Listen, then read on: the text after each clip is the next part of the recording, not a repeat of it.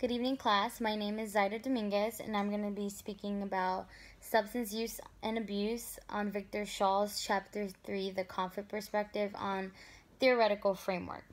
To understand theoretical framework, we need to first define conflict. And conflict is defined in the book as the discords of one's feelings or actions, the incompatibilities of one idea or event to another, the opposition of one's interests or principle to another, or the general situation of disequilibrium, disagreement, tension, or confrontation. In a conflict perspective, the conflict perspective focuses on the conflict part of substance use and abuse. There are different types of conflicts versus the physical and the mental, the intrapersonal and the interpersonal, and etc. As far as the theoretical image, substance use occurs because of conflict. Substance itself is a neutral object, but when it comes into contact with human beings, substance becomes a subject of the conflict. So basically, substance use expresses conflict. An example of that would be an unhappy husband or wife is drinking to vent how unhappy they are in their marriage, or youths using drugs to disregard people's authority. Substance use can intensify conflict by people having symptoms of tolerance, dependency, and withdrawal. As far as the theoretical components, substance users are either creators of confrontation, substance users are either messengers of confrontation, and substance users are victims of confrontation. As far as creators of confrontation, substance users use substance to make or escalate conflict in situations. So people drink to create hangovers. Substance users as messengers of confrontation. Substance users speak about the contradictions and the divisions in human life across societies.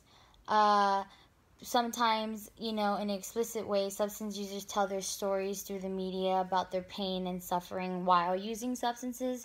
In an implicit way, substance users talk about the underlying conflicts in the human body, mind, and social environment.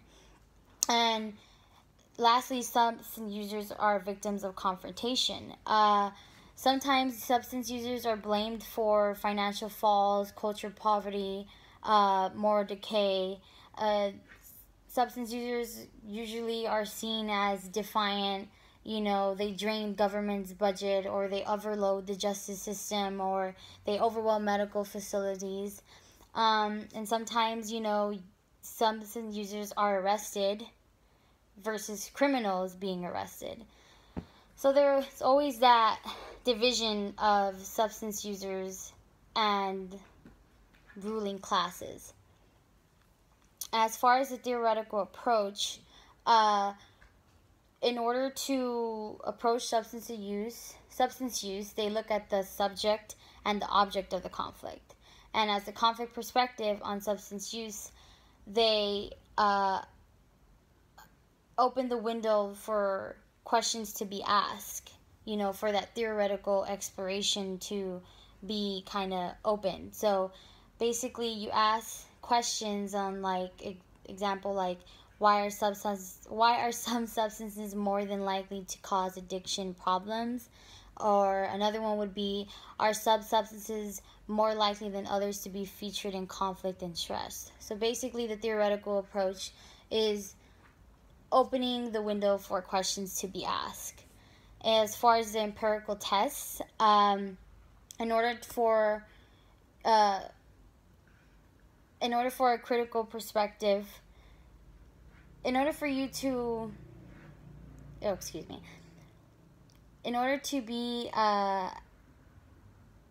have a critical attitude on social roles, you need to have a critical perspective. And basically, case studies are suitable for that. They trace conflict and the interaction with substance use and users. There are documents and statistics that can be gathered to show a long-term development trend or pattern of conflict and substance abuse. And lastly, experiments is needed to determine the relationship between physical defects or mental disorder and substance use. Thank you.